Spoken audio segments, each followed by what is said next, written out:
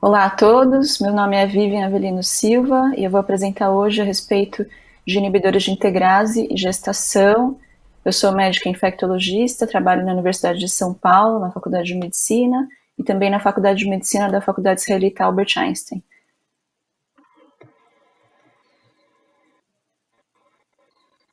Esses aqui são os meus disclosures.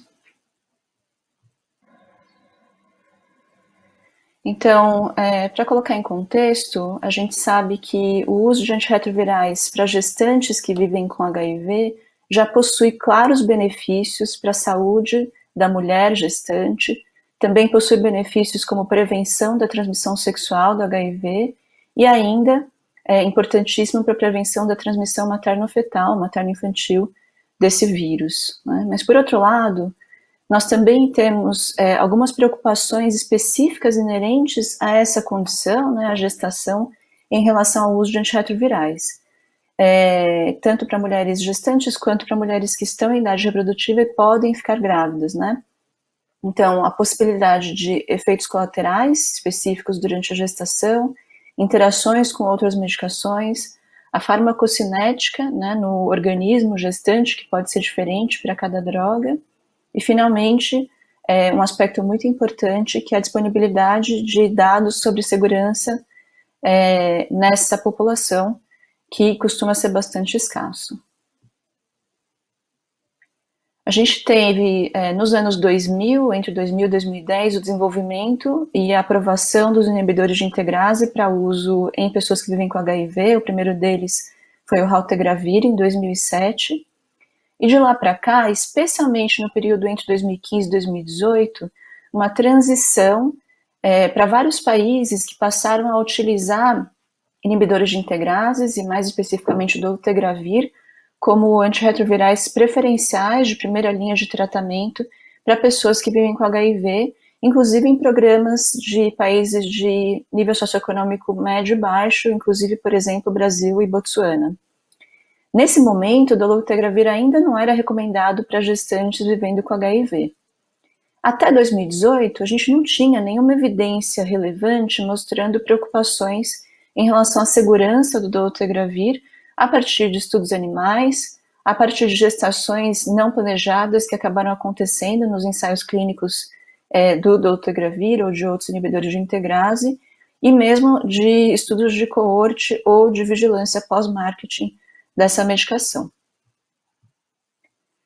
E aí o que aconteceu em 2018 foi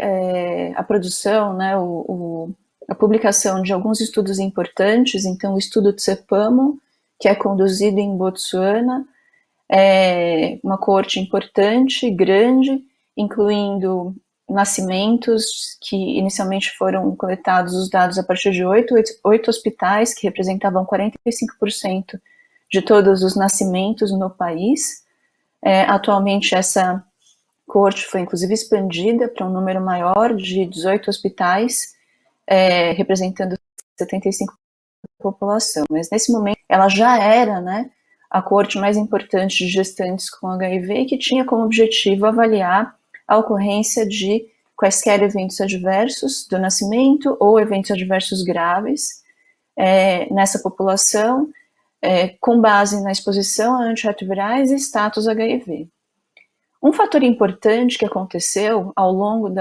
do desenvolvimento desse estudo foi que, em 2016, Botsuana modificou a recomendação de antirretroviral preferencial de efavirenz associado a tenofovir entecabina para dolutegravir associado a tenofovir entecabina.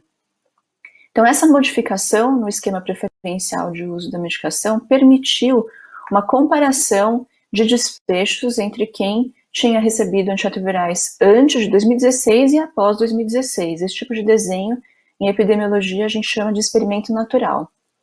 Então, esse estudo, publicado em 2018, comparou 1.729 mulheres gestantes que usavam dolutegravir com 4.593 gestantes que usavam efavirenz no regime antirretroviral, e na comparação de eventos adversos do nascimento não encontrou diferenças estatisticamente significantes. Agora, o mesmo grupo publicou outro estudo em 2018, dessa vez especificamente focado nos desfechos de defeitos do tubo neural, de fechamento do tubo neural, né?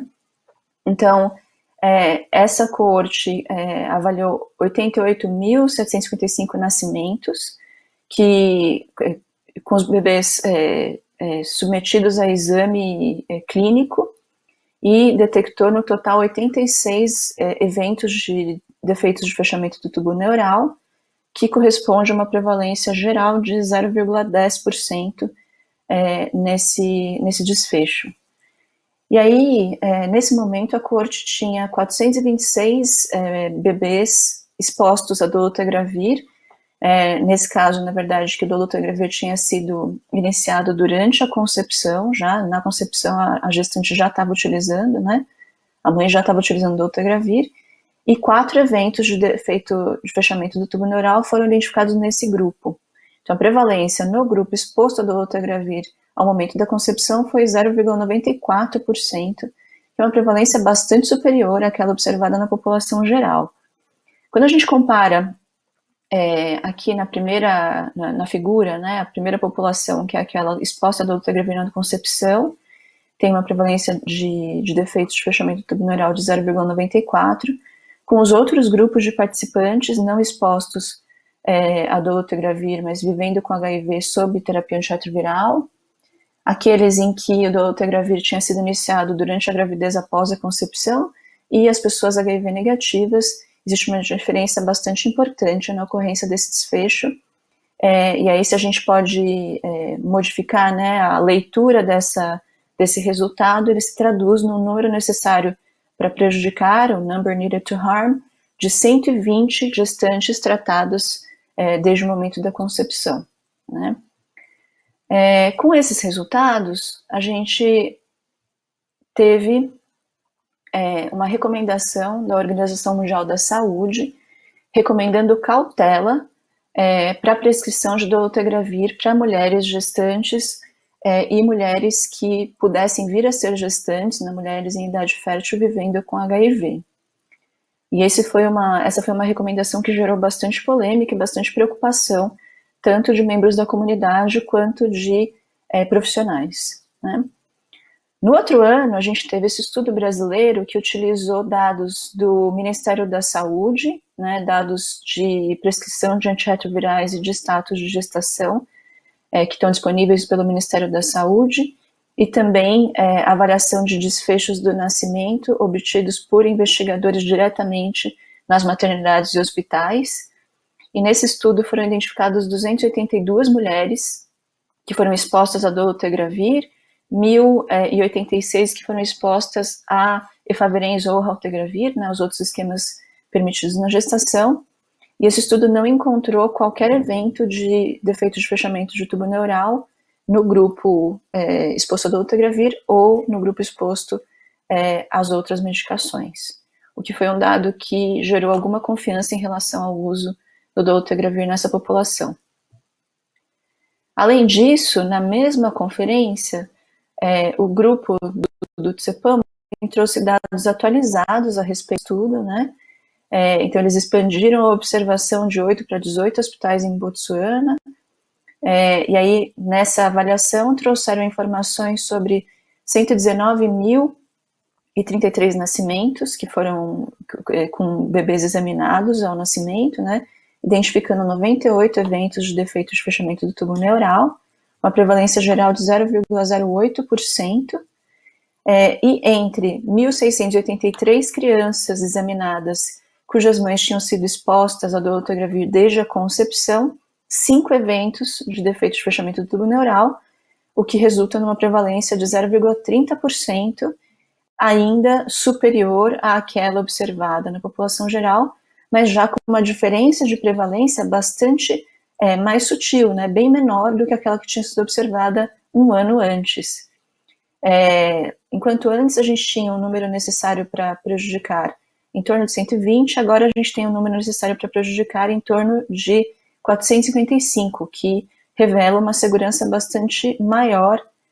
dessa medicação, né? Com isso, a Organização Mundial da Saúde acabou atualizando a recomendação dela, E com base nas informações de benefícios e riscos atualizada, indicou que o dolutegravir deveria ser a base, né, do esquema antirretroviral associado a análogos de nucleosídeo e nucleotídeo, preferencial para a primeira e segunda linha para pessoas que vivem com HIV,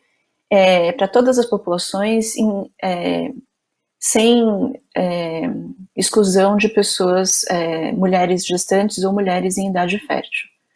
Essa modificação foi um evento importante relacionado a essas novas informações. Mais recentemente, agora no último CROI, em 2020, a gente teve também um estudo importante, um ensaio clínico randomizado, comparando segurança e eficácia de esquemas contendo dolutegravir entre citabina e TAF, ou dolutegravir entre citabina e o tenofovir disoproxil-fumarato, comparado com efavirenz e entre citabina TDF em gestantes. Essas gestantes foram randomizadas na proporção 1 em cada um desses 3 grupos, né? E foi observado que os esquemas com dolutegravir foram superiores em relação à eficácia de supressão virológica no momento do parto, né? 97% para os esquemas, 97,5% para os esquemas contendo dolutegravir versus 91% para os esquemas contendo, para o esquema contendo efavirenz. Um outro detalhe importante é que o uso de TAF foi associado a menor ocorrência de eventos adversos da gravidez quando comparado ao uso de tenofovir, mostrando que talvez o TAF realmente seja mais seguro para essa população também. Na última conferência de AIDS, agora em 2020, o grupo do estudo de CEPAMO atualizou mais uma vez os dados com informações daquela coorte, agora com quase 154 mil nascimentos, 126 eventos de defeito de tubo neural, de fechamento do tubo neural observados, prevalência geral ligeiramente inferior àquela observada na primeira publicação, né, de 0,10, agora a gente tem uma prevalência de 0,08%, e entre 3.591 bebês avaliados ao nascimento, cujas mães tinham sido expostas ao dolutegravir no momento da concepção, uma prevalência geral de defeitos de fechamento do tubo neural de 0,19%, bem mais baixa do que aquela observada inicialmente em 2018 e ainda mais baixa do que aquela observada em 2019. Isso daqui agora se traduz para um número necessário para prejudicar de 910, né, se a gente compara com a população geral. Esses gráficos que foram apresentados pelo grupo do estudo do CEPAMO, né, na conferência de AIDS mostram que a diferença de prevalência veio caindo, né, ao longo do ano entre 2019 e 2020, então mostrando agora que a diferença de prevalência está muito próxima do valor nulo, sugerindo que realmente a gente pode ter confiança de que ou essa medicação realmente não tem qualquer efeito sobre o risco de defeito de fechamento do tubo neural, ou o efeito dela é realmente muito mínimo, tá? A gente tem outros estudos que também não avaliaram, não conseguiram encontrar associação estatisticamente significante entre inibidores de integrase e efeitos de fechamento do tubo neural. Eles foram limitados por tamanho amostral bastante reduzido e também, eventualmente, pela falta de denominador para fazer comparações, né? Isso é o caso dos estudos de vigilância de eventos adversos pós-comercialização dos produtos. E outra controvérsia bastante importante que gira em torno aí da temática do uso de inibidores de integrase nas gestantes é o mecanismo através do qual essas drogas levariam a esse efeito. A gente já sabe há muito tempo que a deficiência de folato, ácido fólico, é um fator de risco importante, bastante bem documentado para defeitos de fechamento do tubo neural. Em 2009, Cabreira e colaboradores publicaram um estudo sugerindo que o dolutegravir poderia atuar como antagonista do receptor de folato, e também demonstrando que a suplementação de folato reduz o impacto, a toxicidade do dolutegravir no modelo animal que usou o zebrafish, né, o peixe zebra. No mesmo ano, esse grupo do Zamek Glishinsky publicou um estudo sugerindo que, na verdade, o dolutegravir não tinha um efeito inibitório clinicamente relevante sobre as vias de transporte do folato, e também não encontrou nenhum efeito de classe, né, ou seja, testando os outros inibidores de integrase. Agora, na conferência de AIDS, em julho de 2020, a gente teve um resumo apresentado sugerindo que esquemas de antirretrovirais contendo inibidores de integrase estavam associados a menor atividade de transporte do folato, e também então corroborando para a hipótese de que essa seja uma via de ação. É claro que quando a gente já tem estudos clínicos mostrando ausência de associação estatisticamente significante entre o uso de inibidores de integrase e defeitos de fechamento do tubo neural,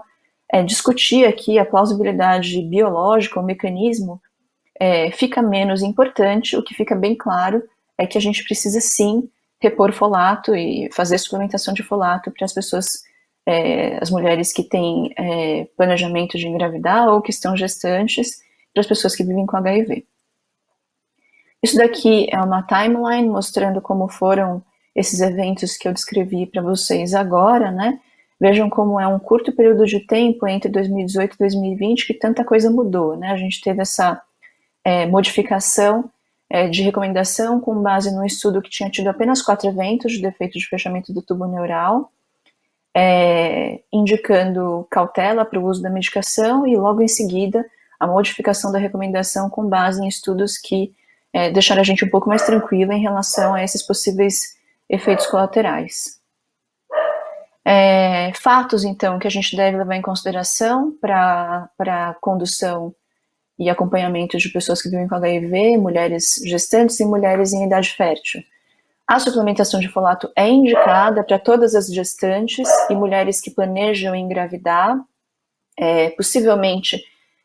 uma dose mais alta em pessoas que vivem com HIV seja indicado. Isso é discutível, não existem ensaios clínicos demonstrando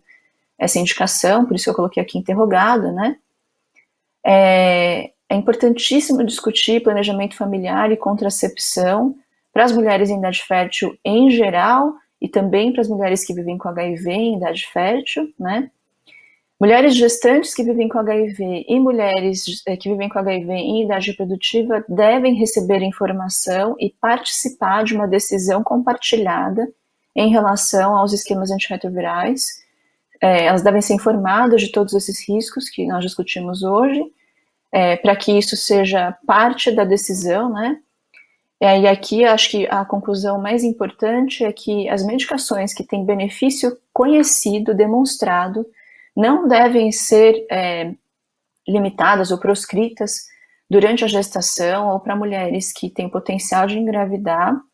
a não ser que existam eventos adversos conhecidos para a mulher, para o bebê ou para a criança, né? E esses eventos adversos, superem os benefícios para a mulher.